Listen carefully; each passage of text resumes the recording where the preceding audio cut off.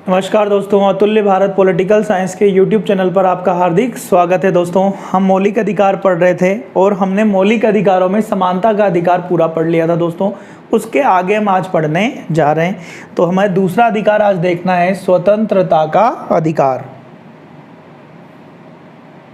स्वतंत्रता का अधिकार। दोस्तों, स्वतंत्रता का अधिकार बताया गया अनुच्छेद 19 से लेकर 22 तक। तो दूसरा मौलिक अधिकार है हमारा स्वतंत्रता का अधिकार, और स्वतंत्रता का अधिकार बताया गया दोस्तों अनुच्छेद 19 से लेकर 22 तक। इसमें हमें पहला अनुच्छेद पढ़ना है, अनुच्छेद 19।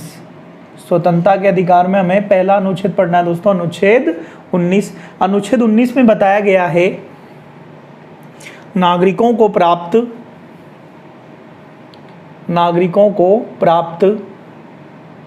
स्वतंत्रताओं का संरक्षण। नागरिकों को प्राप्त स्वतंत्रताओं का संरक्षण। तो दोस्तों, हम पढ़ने जा रहे हैं अनुच्छेद 19, और अनुच्छेद 19 में बताया गया है नागरिकों को प्राप्त स्वतंत्रताओं का संरक्षण। इसमें अनुच्छेद 19 को अगर हम देखें दोस्तों, तो इसको पहले आप इसका कॉन्सेप्ट समझ लो अच्छे से। अनुच्छेद 19 का कैटेगराइजेशन अगर एक बार हमें पता है तो ये अनुच्छेद हमारा कभी भी ऐसा नहीं रहेगा कि हमें समझ में नहीं आया। दोस्तों, गाइडों में या बहुत सारी बुक्स में आपने देखा होगा अनुच्छेद 19 का कैटेगराइजेशन इस तरह से किया हुआ होता है कि उन लोगों को समझ में ही नहीं आता है कि अनुच्छेद है क्या, आखिर किस तरह से इस अनुच्छेद को लिखा जाए। तो दोस्तों, आज की बात आपको ये समस्या नहीं रहेगी अगर आपने ये चीज़ देखी है। आप देखना इसको, अनुच्छेद 19 में 19 close 1, 19 close 2, 19 close 3, 19 close 4, 19 close 5 और 19 क्लोज 6। तो दोस्तों, अनुच्छेद 19 के 6 सेक्शन है, 1 से लेकर 6 तक। ठीक है। अनुच्छेद 19 क्लोज 1 में तो स्वतंत्रताएं दी गई है, और दोस्तों अनुच्छेद 2 से लेकर 6 तक इन स्वतंत्रताओं पर प्रतिबंध लगाए गए। अनुच्छेद 19 क्लोज 2 से लेकर 19 क्लोज 6 तक इन स्वतंत्रताओं पर प्रतिबंध लगाए गए। ठीक है दोस्तों, तो एक बार फिर से बता रहा हूं मैं, अनुच्छेद 19 की अगर हम बात करें, नागरिकों को प्राप्त स्वतंत्रताओं का संरक्षण, तो इस अनुच्छेद में स्वतंत्रताएं सारी किस अनुच्छेद में दी हुई है? 19 क्लोज 1 में। 19 क्लोज 2 से लेकर 19 क्लोज 6 तक इन स्वतंत्रताओं पर प्रतिबंध लगाए गए। ठीक दोस्तों, अब हम इस अनुच्छेद को शुरू करते हैं, साथ के साथ इनके प्रतिबंध भी देखते जाएंगे। हम शुरू करने जा रहे हैं दोस्तों, अनुच्छेद 19 क्लोज 1। अनुच्छेद 19 क्लोज 1। दोस्तों, अगर हम 19 क्लोज 1 की बात करें तो इसमें मूल संविधान में नागरिकों को 7 स्वतंत्रताएं दी गई थी। 7 स्वतंत्रताएं दी गई थी, जो वर्तमान में 6 बची हैं। वर्तमान में कितनी बची है दोस्तों ये स्वतंत्रताएं? 6 स्वतंत्रताएं बची हुई है। मूल संविधान में कितनी स्वतंत्रताएं थी? 7 स्वतंत्रताएं लिखी हुई थी किस अनुच्छेद में? अनुच्छेद 19 क्लोज 1 में। एक बार फिर से बता रहा हूं दोस्तों, अनुच्छेद 19 की बात करें तो अनुच्छेद 19 में नागरिकों को प्राप्त स्वतंत्रताओं का संरक्षण बताया गया है। अनुच्छेद 19 क्लोज 1 में मूल संविधान में नागरिकों को 7 स्वतंत्रताएं दी गई थी, जो वर्तमान में कितनी बची हुई है दोस्तों? 6 बची हुई है। ठीक है, हम पहली स्वतंत्रता देखने जा रहे हैं, अनुच्छेद 19 क्लोज 1। अनुच्छेद 19 क्लोज 1 सब क्लोज ए। 19 क्लोज 1 सब क्लोज ए। इसमें बताया गया है दोस्तों, वाक और अभिव्यक्ति की स्वतंत्रता। वाक और अभिव्यक्ति की स्वतंत्रता। दोस्तों, अनुच्छेद 19 क्लोज ए सब क्लोज 19 क्लोज 1 सब क्लोज ए में बताया गया है वाक और अभिव्यक्ति की स्वतंत्रता। दोस्तों, वाक और अभिव्यक्ति की स्वतंत्रता की बात करें तो इस स्वतंत्रता में बोलने की या भाषण की, प्रेस या मीडिया की, सूचना प्राप्त करने की, भारत का झंडा फहराने की और इंटरनेट की स्वतंत्रता इसमें बताई गई है, इसमें अंतर्निहित मानी गई है। परंतु प्रेस मीडिया की स्वतंत्रता, सूचना प्राप्त करने की स्वतंत्रता, भारत का झंडा फहराने की स्वतंत्रता और इंटरनेट की स्वतंत्रता का संविधान में स्पष्ट रूप से उल्लेख नहीं है, स्पष्ट रूप से उल्लेख नहीं है। आपको यहाँ याद रखना है दोस्तों, यहाँ से सवाल ऐसे बनता है, ध्यान रखना, बहुत अच्छा सवाल बनता है। यहाँ पे एक सवाल बनता है कि प्रेस या मीडिया की स्वतंत्रता का उल्लेख संविधान में नहीं है, इसे किस अनुच्छेद में अंतर्निहित माना गया? तो आप अनुच्छेद बताएंगे 19(1)(a। इसे किस स्वतंत्रता में अंतर्निहित माना गया? तो हम बताएंगे वाक और अभिव्यक्ति की स्वतंत्रता। एक सवाल ऐसे ही बनता है दोस्तों, सूचना प्राप्त करने की स्वतंत्रता या भारत का झंडा फहराने की स्वतंत्रता या इंटरनेट की स्वतंत्रता का संविधान में उल्लेख नहीं है, इसे सर्वोच्च न्यायालय ने किस अनुच्छेद में अंतर्निहित माना? 19(1)(a) में। किस स्वतंत्रता में अंतर्निहित माना? वाक और अभिव्यक्ति की स्वतंत्रता में इसे अंतर्निहित माना गया है। ठीक है दोस्तों, आगे हम बात करने जा रहे हैं 19(1)(a) पर प्रतिबंध लगाए गए हैं अनुच्छेद 19 क्लोज 2 में। प्रतिबंध लगाए गए दोस्तों इन स्वतंत्रताओं पर 19 क्लोज 2 में 6 आधारों पर ये प्रतिबंध है। कितने आधारों पर प्रतिबंध लगाए हो दोस्तों? 6 आधारों पर। कौन कौन से 6 आधार?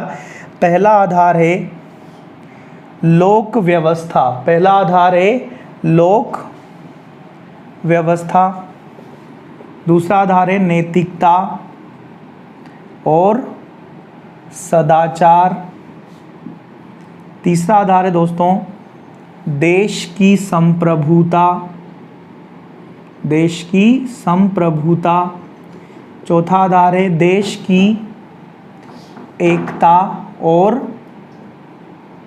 अखंडता, देश की एकता और अखंडता। और पांचवा आधार है दोस्तों विदेशों के साथ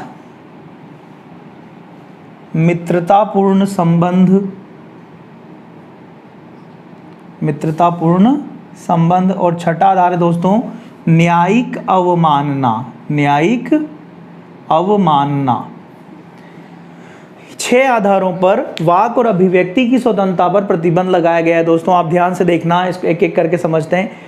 आपको बोलने की आज़ादी दी गई है, पर आपकी बोलने की आज़ादी जो है वो लोक व्यवस्था को प्रभावित नहीं कर सकती। मतलब आप ऐसा कुछ नहीं बोल सकते जिससे कि लोक व्यवस्था क्या हो जाए? बिगड़ जाए। दूसरी बात, आपको नैतिकता और सदाचार के नियमों को ध्यान में रखते हुए बोलना है, अर्थात आप किसी को गाली नहीं दे सकते, आपको किसी को गाली देने का अधिकार नहीं है, आपको बोलने का अधिकार है। देश की संप्रभुता, आप ये नहीं कह सकते कि हम भारत से अलग देश बनाना चाहते हैं, हम भारत के संविधान को, भारत के कानून को नहीं मानते।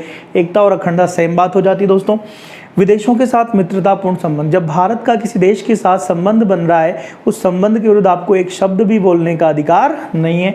और न्यायिक अवमानना, सर्वोच्च न्यायालय, उच्च न्यायालय या किसी भी न्यायालय ने कोई निर्णय दिया उसके विरुद्ध आपको एक शब्द भी बोलने का अधिकार नहीं है। ठीक दोस्तों, तो यह हमारा क्या हो जाता है? अनुच्छेद 19 क्लोज है, सब क्लोज 1, वाक और अभिव्यक्ति की स्वतंत्रता हमने अनुच्छेद 19 के अंतर्गत देखी है। ठीक है,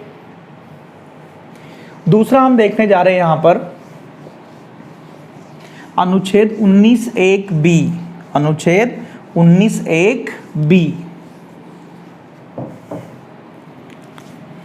दूसरी है इसमें दोस्तों अनुच्छेद 19(1)(b।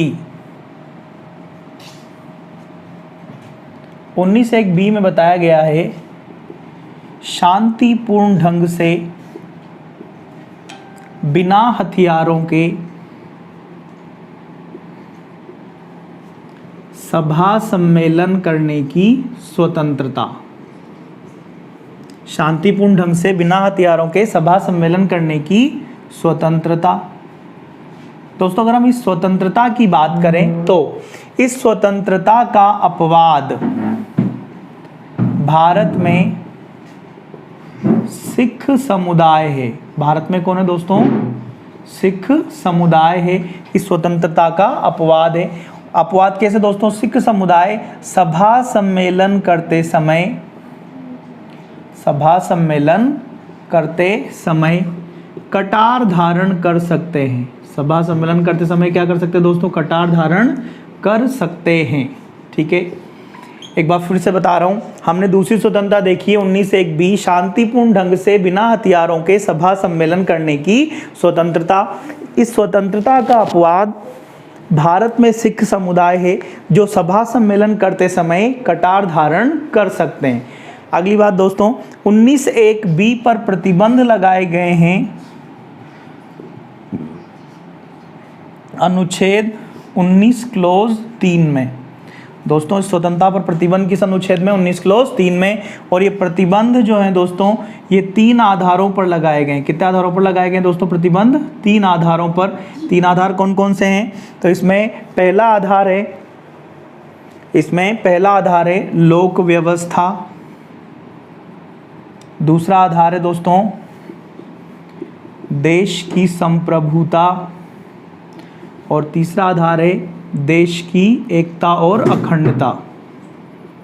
देश की एकता और अखंडता, इन आधारों पर इसके ऊपर क्या लगाए हुए हैं? प्रतिबंध लगाए हुए हैं। एक बार फिर से बता रहा हूं, हमने देखी दूसरी स्वतंत्रता अनुच्छेद 19 की 19(1)(b) शांतिपूर्ण ढंग से बिना हथियारों के सभा सम्मेलन करने की स्वतंत्रता। दोस्तों इस स्वतंत्रता का अपवाद भारत में कौन है? सिख समुदाय है जो सभा सम्मेलन करते समय क्या कर सकते हैं दोस्तों? कटार धारण कर सकते हैं। अनुच्छेद 19(1)(b) पर प्रतिबंध किस अनुच्छेद में लगाया गया? 19 क्लोज 3 में। कितने आधारों पर प्रतिबंध है दोस्तों इस स्वतंत्रता में? 3 आधारों पर प्रतिबंध है। पहला आधार क्या है? लोक व्यवस्था, दूसरा आधार क्या है? देश की संप्रभुता, तीसरा आधार क्या है? देश की एकता और अखंडता के आधार पर स्वतंत्रता पर प्रतिबंध लगाया गया है। हम आगे बात करने जा रहे हैं दोस्तों तीसरी स्वतंत्रता की। अनुच्छेद 19 की तीसरी स्वतंत्रता बताई गई है अनुच्छेद 19(1)(c). अनुच्छेद 19 की तीसरी स्वतंत्रता बताई गई है दोस्तों अनुच्छेद 19(1)(c).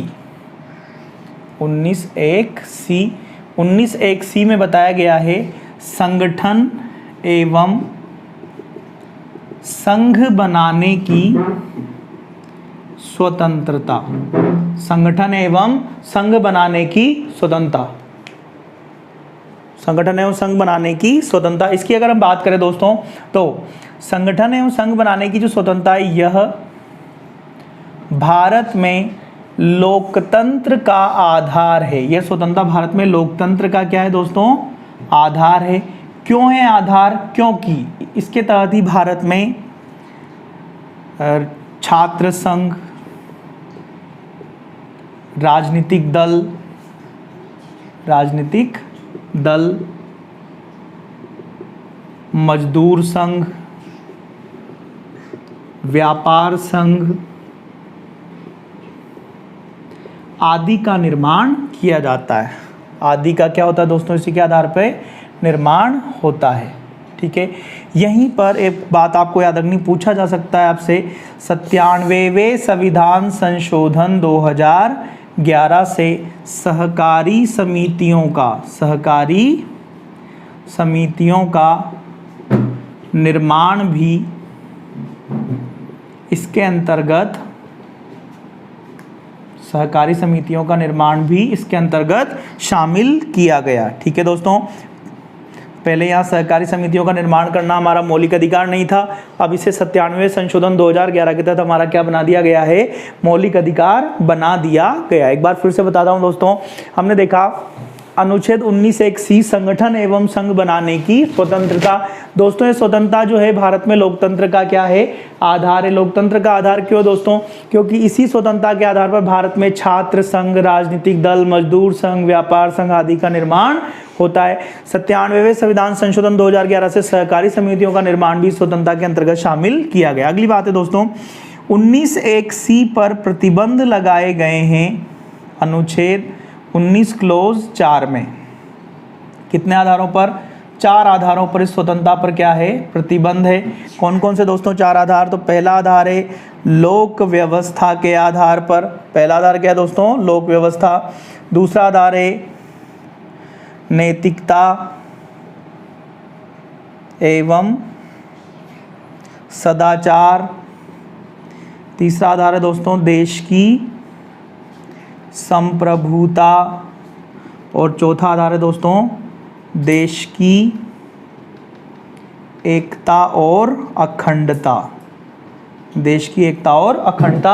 इन 6 आधारों पर इस चार आधारों पर इस स्वतंत्रता पर क्या लगाए गए हैं, प्रतिबंध लगाए गए हैं। ठीक है, एक बार पूरे बता रहा हूं। तीसरी स्वतंत्रता हमने देखी अनुच्छेद 19(1)(c) संगठन एवं संघ बनाने की स्वतंत्रता। दोस्तों ये स्वतंत्रता भारत में लोकतंत्र का क्या है, आधार है। क्यों है, क्योंकि छात्र संघ, राजनीतिक दल, मजदूर संघ, व्यापार संघ आदि का निर्माण इसी के आधार पर होता है। 97वें संविधान संशोधन 2011 के तहत सहकारी समितियों का निर्माण भी इस स्वतंत्रता के अंतर्गत क्या कर लिया गया दोस्तों, शामिल कर लिया गया। इस स्वतंत्रता पर प्रतिबंध बताए गए 19 क्लॉज 4 में। प्रतिबंध कितने आधारों पर है, 4 आधारों पर है। पहला आधार क्या है दोस्तों, लोक व्यवस्था। दूसरा नैतिकता एवं सदाचार। तीसरा देश की संप्रभुता। चौथा देश की एकता और अखंडता। चौथी स्वतंत्रता की हम बात करने जा रहे हैं दोस्तों। चौथी और पांचवी लगभग एक जैसी है, पर इनमें प्रतिबंध भी एक ही अनुच्छेद में 19 क्लॉज 5 में। आप ध्यान से देखना दोस्तों, ये स्वतंत्रता सवाल पूछा जा सकता है आपके चौथी और पांचवी स्वतंत्रता से। आप देखेंगे चौथी स्वतंत्रता है हमारी अनुच्छेद 19 clause 1 sub clause D. 19 clause 1 sub clause D में बताया गया है दोस्तों, भारत के राज्य क्षेत्र में अबाध रूप से घूमने फिरने की या विचरण करने की स्वतंत्रता। भारत के राज्य क्षेत्र में अबाध रूप से घूमने फिरने की या विचरण करने की स्वतंत्रता। और पांचवी बताई गई है दोस्तों 19(1)(e). 19(1)(e) में बताया गया भारत के राज्य क्षेत्र में स्थायी रूप से निवास करने की स्वतंत्रता। भारत के राज्य क्षेत्र में स्थायी रूप से निवास करने की स्वतंत्रता।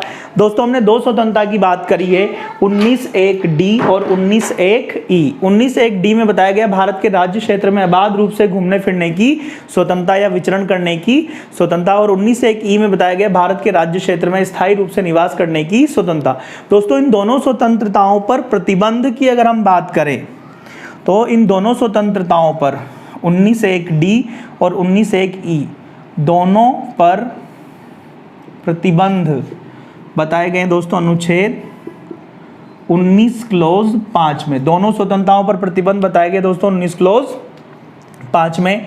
और 19 क्लॉज 5 में 2 आधारों पर प्रतिबंध लगाए गए। कितने आधारों पर प्रतिबंध है दोस्तों, 2 आधारों पर प्रतिबंध है। पहला आधार है साधारण जनता के हित में, और दूसरा आधार है दोस्तों अनुसूचित जनजातियों के हित में।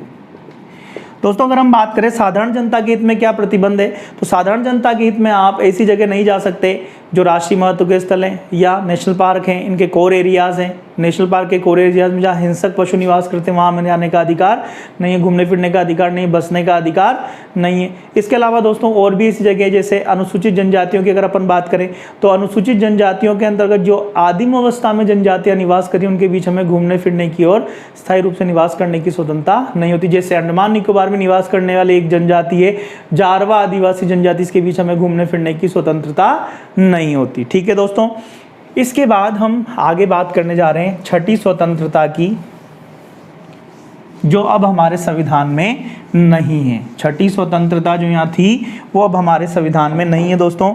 छठी स्वतंत्रता यहाँ बताई गई थी 19(1)(f).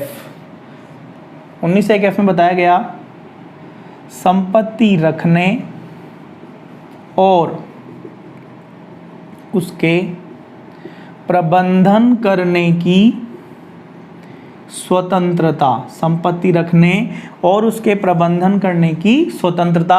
दोस्तों इस स्वतंत्रता को इसे 44वें संविधान संशोधन 1978 से संविधान से हटा दिया गया। संविधान से हटा दिया गया। हाल फिलहाल में दोस्तों पिछले साल में एक सवाल यहाँ से बना है कि संपत्ति रखने और उसके प्रबंधन करने की स्वतंत्रता को संविधान से हटा दिया गया है, इसका उल्लेख किस अनुच्छेद में था। अब दोस्तों अनुच्छेद 31 ऑप्शन में दिया हुआ नहीं था, अनुच्छेद 19 लिखा हुआ था, तो आंसर क्या बन गया यहाँ से अनुच्छेद 19 में ये बात लिखी हुई थी। ठीक है दोस्तों, हम आखिरी स्वतंत्रता देखेंगे उससे पहले एक बार बता दूं 19(1)(f) संपत्ति रखने और उसके प्रबंधन करने की स्वतंत्रता को इससे 44वें संशोधन 1978 से संविधान से क्या कर दिया गया है, हटा दिया गया। अब इसका उल्लेख संविधान में नहीं है। अनुच्छेद 19 की आखिरी स्वतंत्रता हम देखने जा रहे हैं दोस्तों, 7वीं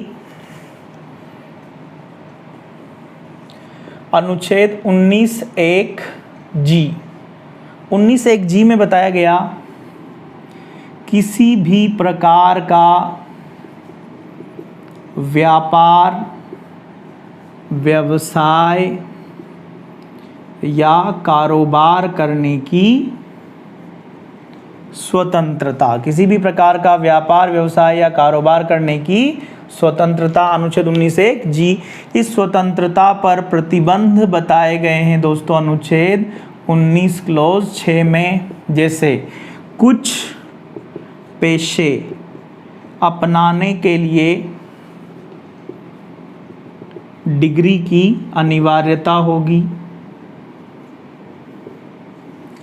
जैसे अगर आपको डॉक्टर बनना है तो आपके पास क्या हो, MBBS या इसके इक्विवेलेंट डिग्री हो। अगर आपको वकील बनना है तो आपके पास LLB या इसके इक्विवेलेंट डिग्री हो। इंजीनियर बनना है तो BTech या इसके इक्विवेलेंट डिग्री हो। इसके साथ साथ केवल कानून द्वारा वैध व्यवसाय ही किए जा सकते हैं। केवल कानून द्वारा वैध जो व्यवसाय हैं वही किए जा सकते हैं। ठीक दोस्तों, तो एक बार फिर से बता रहा हूँ, 7वीं स्वतंत्रता 19(1)(g) किसी भी प्रकार का व्यापार, व्यवसाय या कारोबार करने की स्वतंत्रता। दोस्तों इस स्वतंत्रता पर प्रतिबंध बताए गए 19 क्लॉज 6 में। इसमें बताया गया कुछ पेशे अपनाने के लिए डिग्री की क्या होगी, अनिवार्यता होगी। जैसे अगर आपको डॉक्टर का पेशा अपनाना है तो आपके पास MBBS या इसके इक्विवेलेंट डिग्री होनी चाहिए। अगर आपको वकील का पेशा अपनाना है तो आपके पास केवल LLB की डिग्री होनी चाहिए। केवल कानून द्वारा वैध व्यवसाय किए जा सकते हैं। ऐसा नहीं है कि आप एक कह दें कि हमें तो व्यापार व्यवसाय करने की स्वतंत्रता, हम तो अवैध हथियार बेचेंगे, अवैध शराब बेचेंगे, ऐसा व्यापार व्यवसाय करने की स्वतंत्रता आपको नहीं है। केवल वही कर सकते हैं जो कानून द्वारा क्या है, वैध है। एक बार मैं पूरा दोबारा से बता रहा हूं दोस्तों, हमने बात करी है अनुच्छेद 19 में, हमने देखा नागरिकों को प्राप्त स्वतंत्रताओं का संरक्षण। इस अनुच्छेद 19(1) में मूल संविधान में नागरिकों को 7 स्वतंत्रताएं दी गई थी, जो अब कितनी रह गई है, 6। कौन कौन सी है स्वतंत्रताएं? 19(1)(a) किसी भी वाक और अभिव्यक्ति की स्वतंत्रता। इस स्वतंत्रता में बोलने की स्वतंत्रता शामिल होती है, प्रेस मीडिया की स्वतंत्रता शामिल होती है, इसके अलावा सूचना प्राप्त करने की स्वतंत्रता शामिल होती है, झंडा फहराने की स्वतंत्रता शामिल होती है। इंटरनेट की स्वतंत्रता को हाल फिलहाल में यहाँ शामिल किया है, बहुत महत्वपूर्ण, आपसे पूछा जा सकता है, सवाल के रूप में ये चीज़ बन सकती है दोस्तों। इंटरनेट की स्वतंत्रता किस स्वतंत्रता का हिस्सा है? वाक और अभिव्यक्ति की किस अनुच्छेद में? 19(1)(a) में। किसने माना? सुप्रीम कोर्ट में, पर ये स्पष्ट रूप से संविधान में लिखी हुई नहीं है। इस स्वतंत्रता पर प्रतिबंध बताए गए 19 क्लॉज 2 में। 19 क्लॉज 2 में बताया गया कि लोक व्यवस्था, नैतिकता, सदाचार, देश की एकता, अखंडता, देश की संप्रभुता, विदेशों के साथ मित्रतापूर्ण संबंध और न्यायिक अवमानना के आधार पर वाक और अभिव्यक्ति की स्वतंत्रता पर प्रतिबंध लगाए जा सकते हैं। दूसरी स्वतंत्रता हमने देखी है दोस्तों 19(1)(b) भारत के राज्य क्षेत्र 19(1)(b) में बताया गया शांतिपूर्ण ढंग से बिना हथियारों के सभा सम्मेलन करने की स्वतंत्रता। पर इसका अपवाद बनाया गया दोस्तों, सिख समुदाय जो सभा सम्मेलन करते समय कटार धारण कर सकते हैं। इस स्वतंत्रता पर प्रतिबंध लगाया गया है दोस्तों अनुच्छेद 19 क्लॉज 3 में। 3 आधारों पर प्रतिबंध है: लोक व्यवस्था, देश की संप्रभुता और देश की एकता और अखंडता। तीसरी स्वतंत्रता हमने देखी दोस्तों 19(1)(c) संगठन एवं संघ बनाने की स्वतंत्रता। यह स्वतंत्रता भारत में लोकतंत्र का आधार है, क्योंकि इसी के आधार पर छात्र संघ, राजनीतिक दल, मजदूर संघ, व्यापार संघ आदि का निर्माण होता है। 97वें संशोधन 2011 के तहत 19(1)(c) संगठन एवं संघ बनाने की स्वतंत्रता में सहकारी समितियों का निर्माण भी क्या कर लिया गया, शामिल कर लिया गया। इसके बाद दोस्तों इस स्वतंत्रता पर प्रतिबंध लगाए गए 19 क्लॉज 4 में। 4 आधारों पर प्रतिबंध है: लोक व्यवस्था, नैतिकता, सदाचार, देश की संप्रभुता, देश की एकता और अखंडता के आधार पर। अगली स्वतंत्रता दोस्तों 19(1)(d) भारत के राज्य क्षेत्र में अबाध रूप से विचरण करने की या घूमने फिरने की स्वतंत्रता बताई गई है। और 5वीं स्वतंत्रता बताई गई 19(1)(e) अनुच्छेद 19(1)(e) भारत के राज्य क्षेत्र में स्थायी रूप से निवास करने की स्वतंत्रता। इन दोनों स्वतंत्रताओं पर प्रतिबंध लगाए गए 19 क्लॉज 5 में। ठीक दोस्तों, घूमने फिरने की स्वतंत्रता और स्थायी रूप से निवास करने की स्वतंत्रता पर प्रतिबंध लगाए गए 19 क्लॉज 5 में। कितने आधारों पर? 2 आधारों पर। पहला आधार क्या है? तो पहला आधार है दोस्तों यहाँ पर साधारण जनता के हित में। दूसरा आधार है अनुसूचित जनजातियों के हित में। इसके बाद दोस्तों हमारी छठी स्वतंत्रता बताई गई है 19(1)(f) संपत्ति रखने उसके प्रबंधन करने की स्वतंत्रता। इस स्वतंत्रता को दोस्तों 44वें संविधान संशोधन 1978 से संविधान से क्या कर दिया गया है, हटा दिया गया। और आखिरी स्वतंत्रता 19(1)(g) में बताया गया है किसी भी प्रकार का व्यापार, व्यवसाय या कारोबार करने की स्वतंत्रता। दोस्तों इस स्वतंत्रता पर 19(6) में प्रतिबंध लगाए गए हैं। पहला आधार है प्रतिबंध का कि कुछ पेशे ऐसे जिन्हें अपनाने के लिए क्या चाहिए, हमें डिग्री चाहिए, ठीक है दोस्तों, और केवल कानून द्वारा वैध ही व्यवसाय ही हम कर सकते हैं। यहाँ हमारा अनुच्छेद 19 जो है ये कंप्लीट हो जाता है। ठीक दोस्तों, धन्यवाद। आप हमारे वीडियो को लाइक एंड सब्सक्राइब कीजिए दोस्तों, और अधिक से अधिक लोगों को इसको पहुँचाइए ताकि ज़रूरतमंद लोगों को इसका लाभ मिल सके। धन्यवाद दोस्तों।